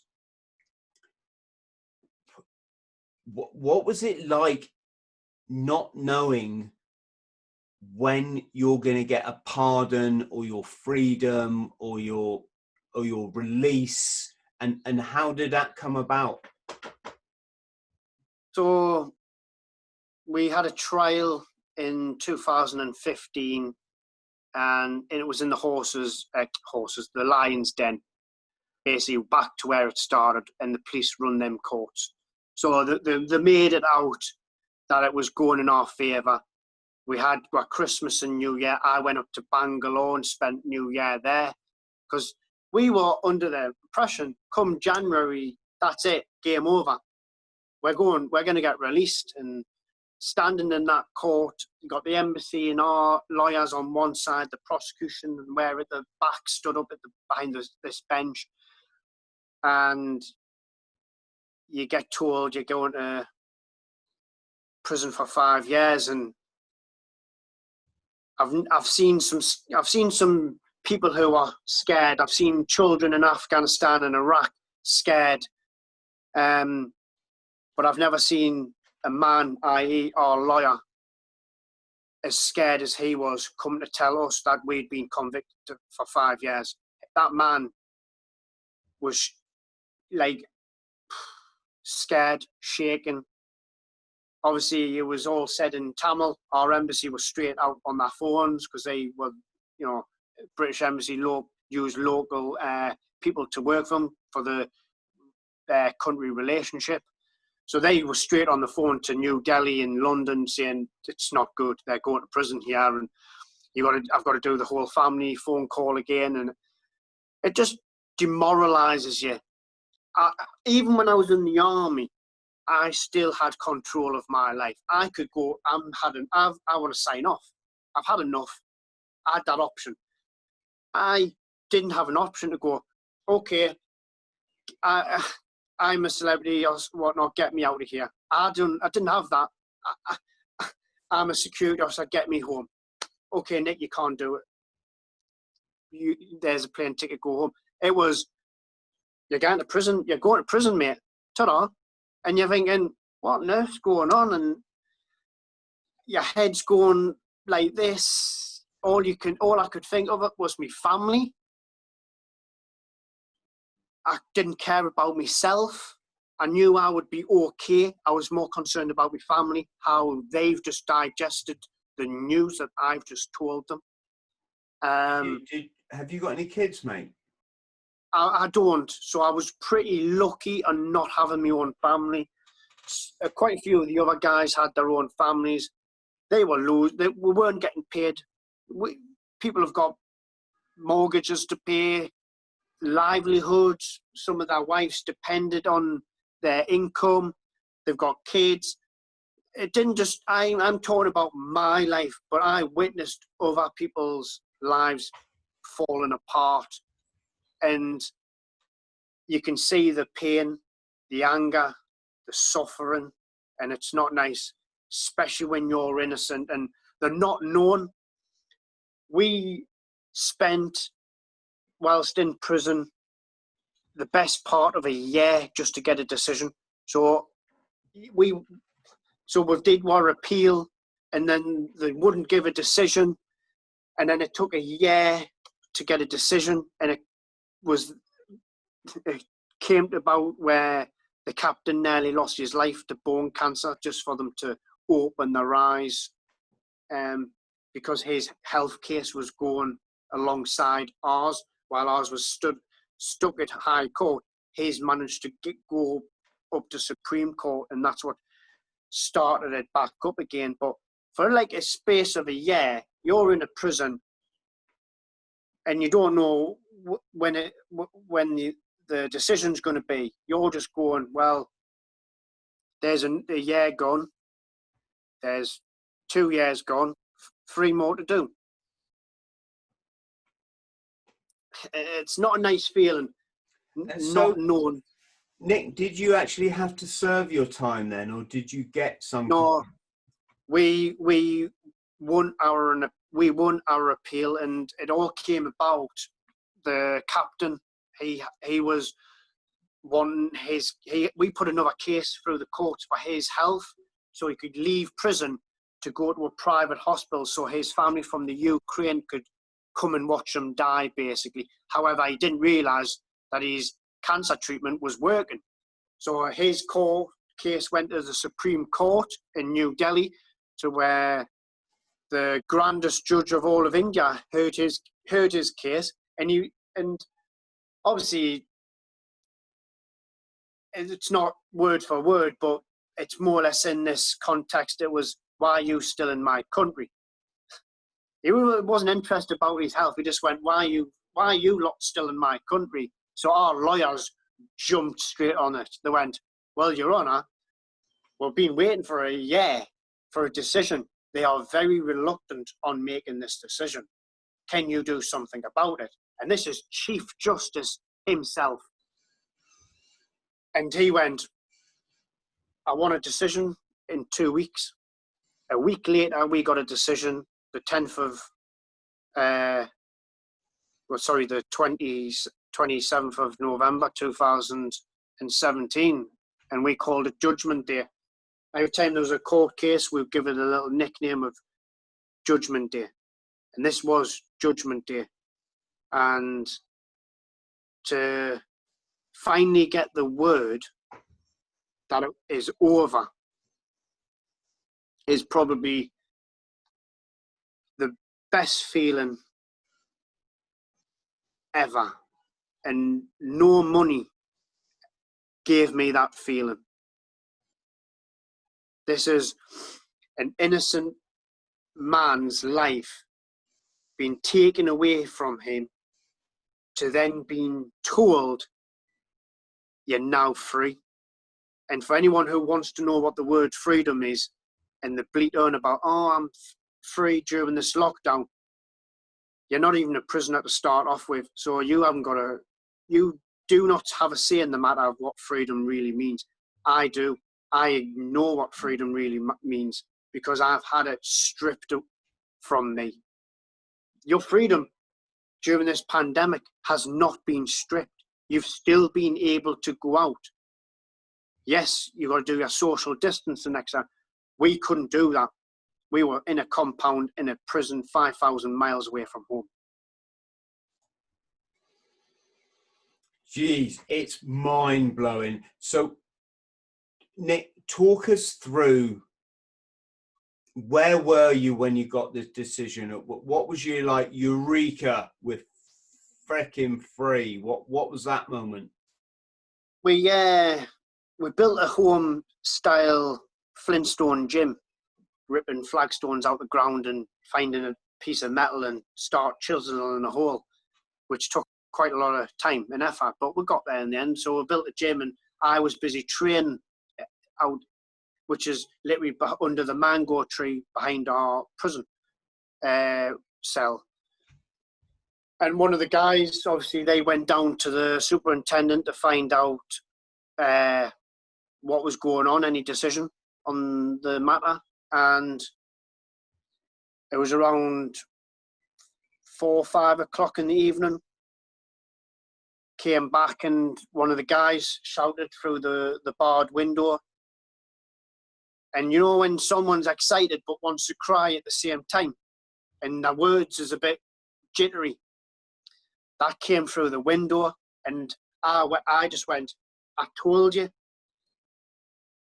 Everyone was apprehensive. I was just on positive mental mode, because the radio and the song, The Final Countdown, came on the night before, and I stood up in our cell and went, that's it, tomorrow it's over. And they were like, oh, we'll see. I said, have some positivity about you. Be positive. It's over. The grandest judge have bloody India's more or less told them it's on like Donkey Kong. There is no going back. And to be told it's over, I was like, yeah, okay, no problem. I went to try and train again. I couldn't. I thought my heart was going to jump out my chest. My knees were shaking. I was crying inside. And I've seen the video of my family getting told the information. They had a British lawyer who liaisoned with our Indian lawyer, and he thought, how am I supposed to tell 23 families in a, you know what, I'll send a text message and add 23 names to it. And that's how it came about, because it had to be done in quick time. And I've seen obviously the video of my family and the media, and my sister receives the text message, and it's over. The bottle of champagne gets opened. It's a joyful time for my family, and I'm in prison, and I'm going, it's not over till I touch down at Newcastle Airport. That's, for me, is when it's over. Because I've still got to get home. I've still got to get out of India. I've still got to go through the last rigmarole of going through the visa department. And I can't believe it when we're going through that part that guys were getting chewed up about it. I said, listen, it's the last way, the last ever time to muck we're around. So if they want to do half of it and then say that computers have gone down just to delay things, don't fret about it. Just sit there and go, well, at least I'm not in prison. At least I'm one step away from going home. Bloody hell, mate. Gosh. But just hard, isn't it? It's hard to appreciate what you guys must have gone through. 4 years of hell. Yeah. We were like political pawns. So let's go to something positive then. What? Yes.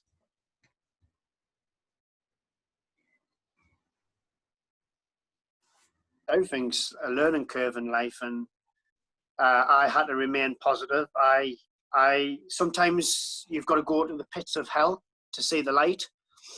I never once gave up hope.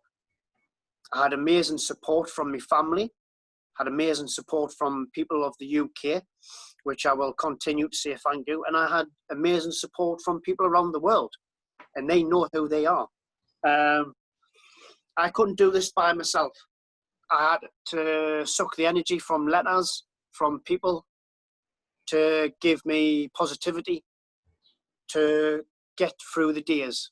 Because when you are going through days which is like Groundhog Day and nothing's happening, it can be hard to remain positive. But it's so easy in life to just be negative, but it's so hard to be positive. And if there's anything that I'm good at, if it was a job description of some sort, was to remain positive and not give up hope. Yes, I can have me little rants and raves, and people say, oh, it's so negative. But for me, it's not. It's positive. That's how I see it. But to see other people suffer and then next minute get great news and watch the aura just brighten up because they've suffered just as much as me. We've all suffered together. We all came together from different countries and different walks of life. And we stuck by it. Some people found it harder than others, but we kept going. We never gave up, and we've crossed that finish line together. And it was hard. I'm not going to deny it. I've got feelings. I miss my family every day. And there was times where I thought, I can't do this. There was times where I thought, let's take the easy option out. And I thought, to hell with us. No, I'll rise above it. I will use my mental fortitude and my training of being a parachute regiment soldier to take the fight. Yes, it was a mental fight, but I had to take it to the enemy. And the enemy in my situation was the police and the courts, and I never gave up. I kept fighting and fighting, and whatever wall I came across, I went through that wall. And that's the only way you can deal with horrible things in life, is to remain positive and never give up. Adapt and overcome. Mate, I'm blown away. I'm really blown away. Can you tell us, what was it like then when did you land at Newcastle Airport? I don't even know if Newcastle got an airport. Yeah, they got an airport. Sorry, Newcastle. I'm just geographically, I don't know a lot of stuff. Yeah. Oh no, it was absolutely fantastic. Emirates, thank you for looking after me on my flight. They kept everything low key. People on the flight from Dubai to Newcastle, they knew who I was. I had hair down here, and I was shell shocked. And people would see us, you know, when you're looking around. And this is the first time I've been on a plane in 4 years, and you catch someone's eye and they would just go, or whisper, "Welcome home." But everyone showed their support, you know, on that flight, but showed respect. No one came and pestered at me. No one bothered. It was just, it's his moment. We all kind of lived through it, and now they could turn around and say, I'm on this flight, sharing my flight with this young gentleman, and I wish him all the best in the world. And getting off that flight and being picked up by the airport staff and going past the security and going to the conveyor belt, and to see my bag waiting for me was just exceptional. And I thank Newcastle Airport for doing that. It's like the baggage handlers had jumped on that plane and went, "Where's Nick Dunn's bag?" To have the captain of the flight shake your hand, say welcome home. The airport staff, when I was walking down the stairs, clapping, saying welcome home. I've only tripped up and choked. It was quite, I wasn't expecting it. And then to go past the point of no return, to have the airport staff lady say to me, "This is the journey I can't go. This is for you to make yourself." And you can see the day on video of me coming home. But it's when them doors are shut, you don't see where I am. And it's the hardest decision I've ever had to make in my life. It felt like I was on the illusion jump on the Trinasium, and I've got to take that leap, and I don't know if I'm going to make it or not, or fall. And every time I try to step forward, I would freeze. And then someone would come by the side and open the doors, and I saw all the media on one side, I saw family and friends on the other side, and I couldn't move. This is the moment I've been waiting for my entire life, for 4 years, yet it seems to be an impossible thing to do. And I'm frozen. And then I composed myself again, and I thought, come on, we need to do this. And I went a step forward again, and this guy came by the side, and he opened the doors, and I could see my dad and made conversation with my sister, and he's clocked us, and he's gone, he's there. And you see my sister and I, if you've ever seen the video footage, it's like two magnets coming together like that. How I didn't snap a little back, I don't know. But to see me family, especially my mum, after suffering a double aneurysm for the first time, it feels like it was yesterday. It was heart-wrenching. It was the most amazing feeling in the world. Like, people go, how do you think you would react if you won the lottery? That's my reaction. I was on cloud 9 that day. My feet could not touch the floor. And that's when I appreciated the finer things we take for granted in life, but most importantly, freedom. We take that for granted. We don't realise we live in a free world, a democracy. Yeah, I was supposed to be held in the biggest democracy in the world, India, who have special ties, as David Cameron, the Prime Minister at the time, said, a blossoming relationship. So how, if India are so in our relationship with the UK, how can this happen to us? How have they allowed that to happen to us? It boggles your mind. And at that time, on coming home, India was behind me. Yes, a part of my soul is still in India. I will never get that back. They robbed me of 4 years of my life for no reason. They bent the rules to their bidding.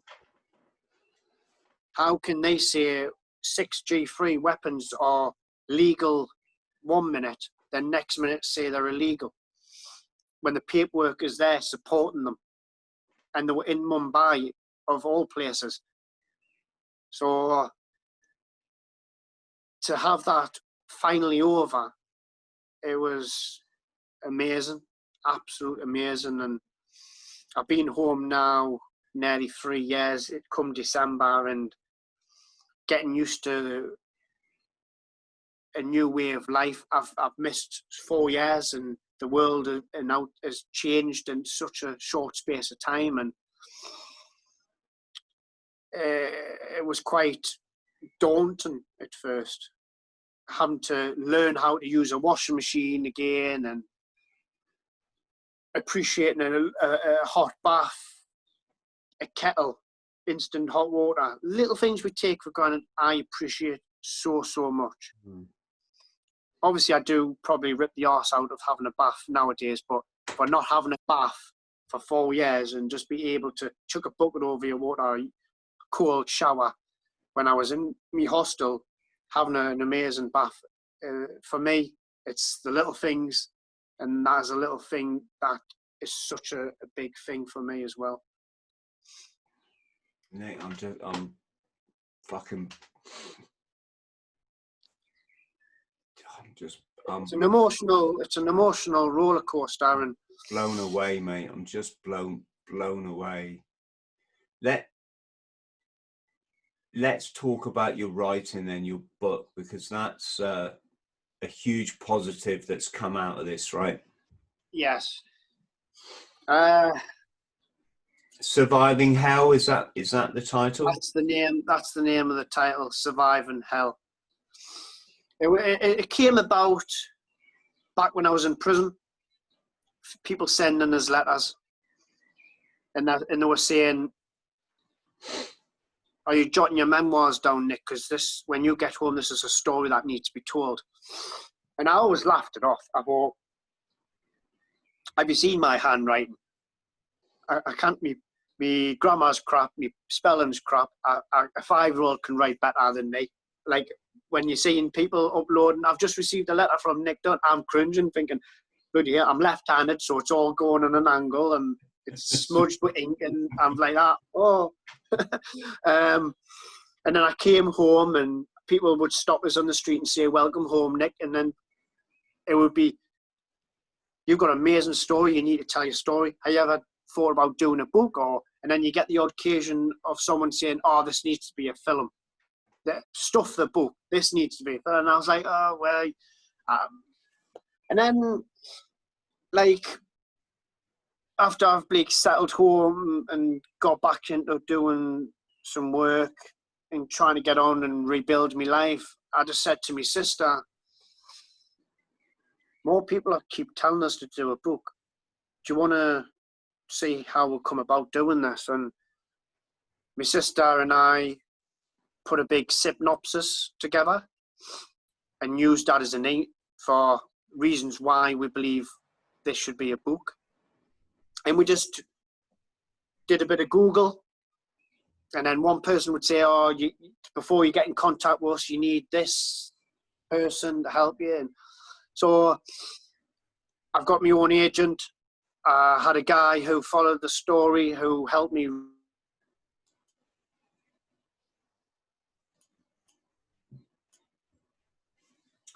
Oh, we got a bit of a pause on. I'm not sure if I'm recording or not.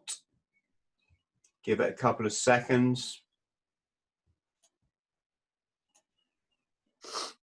We're back. We're back. We lost each other then for a second. So. All right, bloody internet. I think it's because everyone's at home using the internet. That's why they're shocking at the minute. I think so. It's either that or Virgin Broadband. They're absolute shite. So, sorry, Richard. Well,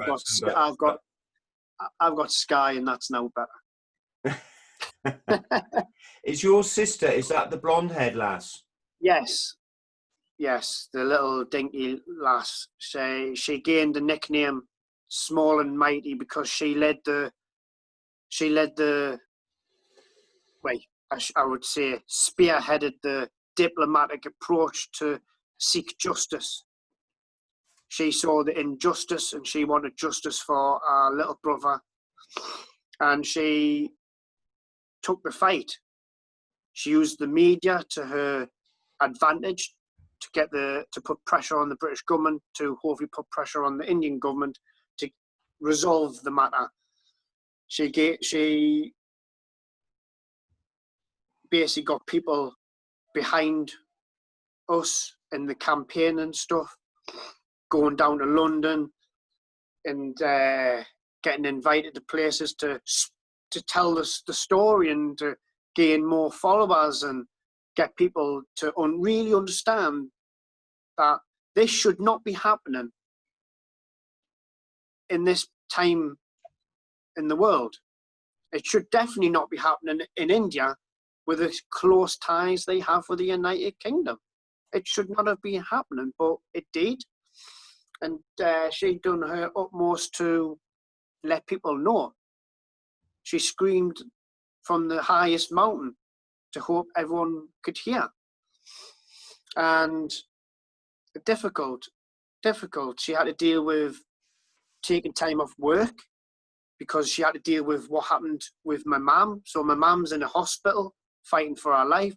I'm in an Indian prison fighting basically for my life.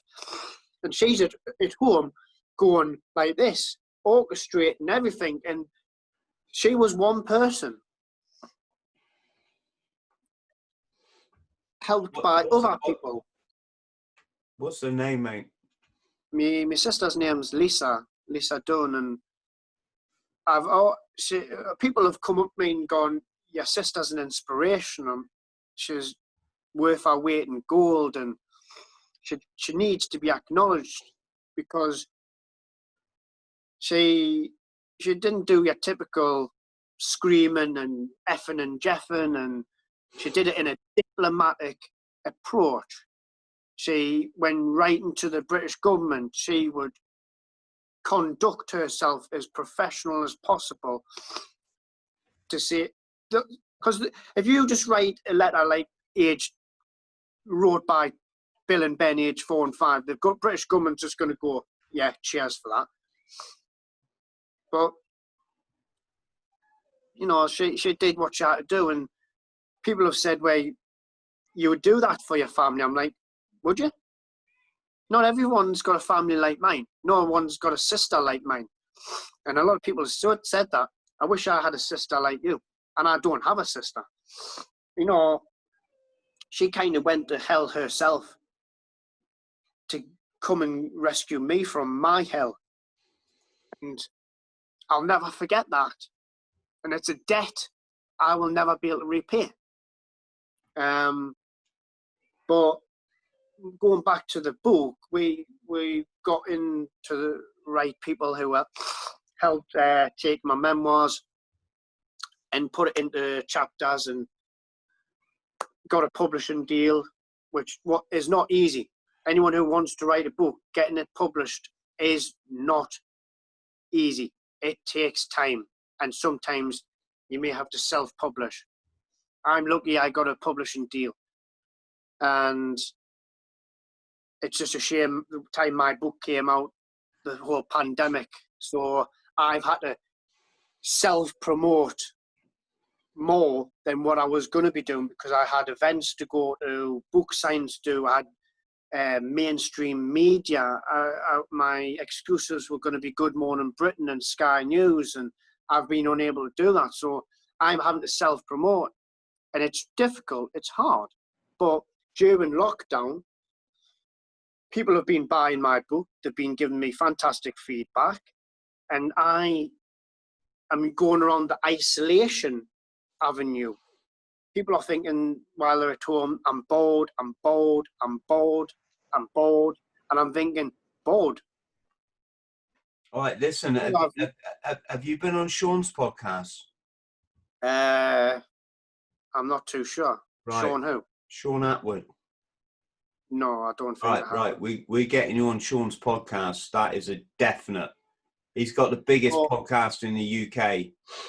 Yeah. Wonderful bunch of subscribers on there.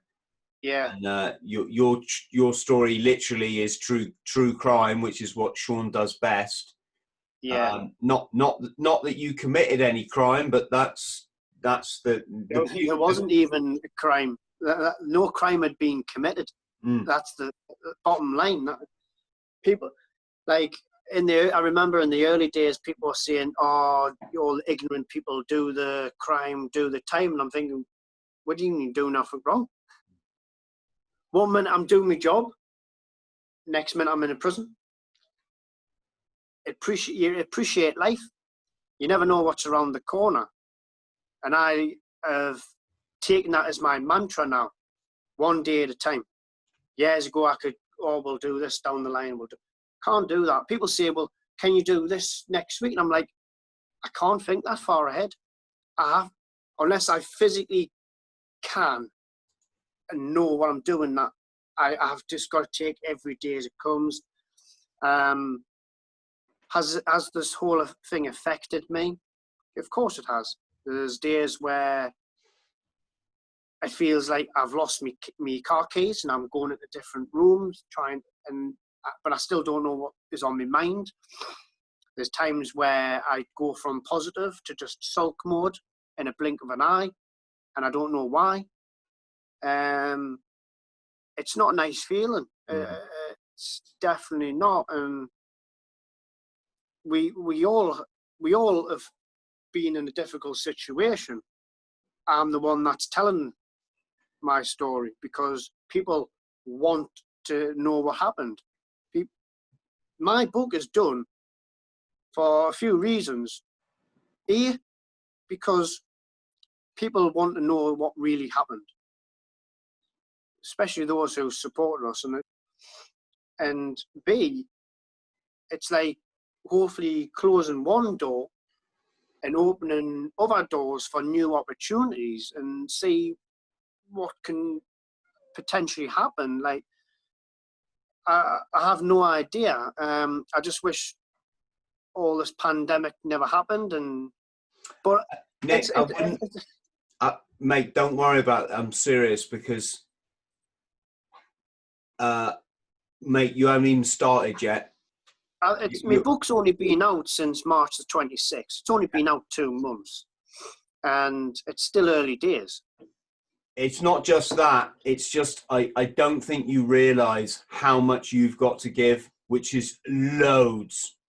For example, I've got to mention James English as well. James is a mate of mine. Lovely. I've spoke to James. He's a good guy. Yeah.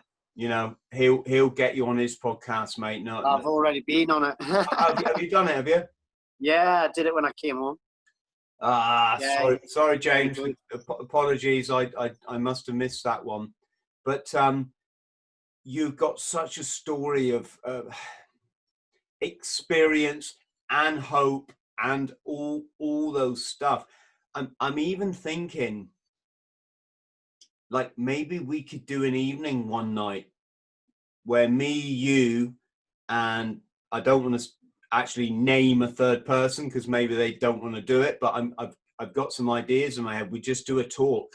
Yeah, You yeah. talk about your experience. I talk about my experience in Hong Kong.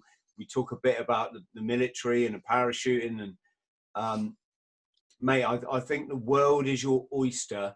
I would just beg you now to, that was yesterday.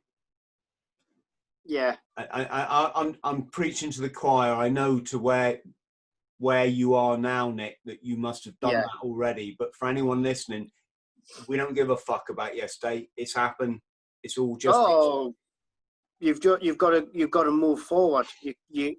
I only look back when I've got to refer to things. Like, yes, I may talk about. I may get a bit emotional. It's a bloody emotional thing to talk about, but Mate, I'm doing it. I'm doing it for self-healing. I feel better after it. Yes, I may feel a little bit down, but I perk back up. But it's like trying to get people to talk about their mental health. It's very difficult for me talking about this and my mental health. I wouldn't say it's easy, but it's easier than what other people may find it. I believe that if you talk about your problems, no matter how big or small, you feel better. You feel like you've achieved something. You've took that next step forward in your life. And we can't all sit and fester. We've got to move forward. And I keep saying this about what's going on at the minute, and I'm like, we have to move forward, obviously in a safe manner, etc. But we have to move forward. You don't. Oh, the enemy is shooting it. Well, start running away. You take the fight to the enemy, and we're get more. Again, for people listening, there's stuff we can't say. I know Nick thinks exactly the same as I do about, let's just say, global affairs at the moment, but the rules of YouTube is we can't talk about that. Exactly. As you can tell by my awkwardness, this is how awkward life has become. But I know, mate, because I've seen some of your videos, that, you know, let's talk about a different situation. Any other day of the year, we get out, we smash it. We don't feel sorry for ourselves. We take on new days. We smile and like, you know, and we use our experiences to empower us to understand the future, to have empathy. You personify that, mate. You know, you personify that. But I've gone through a pretty shitty time. I came out of it, I would probably say, stronger mentally, but weaker emotionally. You can't all come out of things smelling of roses. There is people out there in the world who do, and I envy them people. I'm like, you are a shit magnet, yet you come out smelling of roses every time. How the hell do you do that? To not be in control of your life, to have it ruined, to be literally told, sign this or we'll ruin your life, to be away from your family, to literally have to do it yourself, and knowing that you've got support and be unable to really speak to your family, to be locked away, to fend for yourself, to get yourself into a routine, to keep you mentally going, whatever the challenges in life is upon, who basically come upon you in your life, you've got to strike them down. You've got to have that forward focus in life. You can't sit back and dwell. I can easily turn around and say, well, what if this never happened in my life? What would have happened in my life? I can't do that because it's never happened. But I've got to take what I've experienced, the negative, and get the positive from it. People need to realize it doesn't matter what negative there is in life. If you look hard enough, you'll get a positive out of it. It might be this small, but if you do something with that, it becomes bigger. Exactly. I'm hoping that I can share my story and it can help people who are struggling in mental health, who are struggling in this current isolation. They will realize what proper isolation is all about, and then hopefully they will think, oh, well, my life's not really that bad. Why am I acting like an idiot for? Why am I feeling like I'm in a prison? He had nothing, you know. So, yeah, and I just want to, I am just a regular guy. I served my country and I was dealt a bad card in life, and I've came out of it. And I look at life different now. I definitely look at life different. I know the dangers more of society. Yes, that is a great point to end on. Yes, listen, give my best wishes to Lisa. No problem. Tell her, try not to get upset, you know, but I know what it means, you know. Yeah, and my sister's got a few chapters in my book. If people buy my book and you want to know how my family went through in the timeline of what I was going through, then when you have that squabble with your family member, you'll realize that you may have to go through something in life where you may need your family backing you. And if you push them away, they're not going to come to your defense. Yeah, well, let's get you and Lisa on the next podcast, and we'll see it from a third party perspective. Nick, thank you ever so much. No problem, thank you. Massive luck, mate, with your book, Surviving Hell, available on Surviving Hell. You can buy it on Amazon. You can buy it online at Mirror Books or WH Smith or Waterstones. You can even get it on eBay, but Amazon's the main thing, and Asda, if in the UK supermarkets, Asda is selling it as well. Nick, you've been amazing. Your story is incredible. Your fortitude is just, it's given power to all of us. Thank you so much, brother. No problem, thank you. Let's speak again soon, yeah? Definitely. Thanks for having me this afternoon. And thank you to everybody watching. If you could please like and subscribe, because I think you'll agree these are the stories we should be listening to, these stories, and not like what Boris Johnson had for his breakfast and all that nonsense. So, Nick, once again, brother, thank you ever so much. Hello, friend. I hope this finds you well. My name's Chris THRALL. I'm a former Royal Marines Commando, and I fought my way back from chronic trauma and addiction to live, work and travel in 80 countries across all 7 continents, achieving all of my dreams and goals along the way.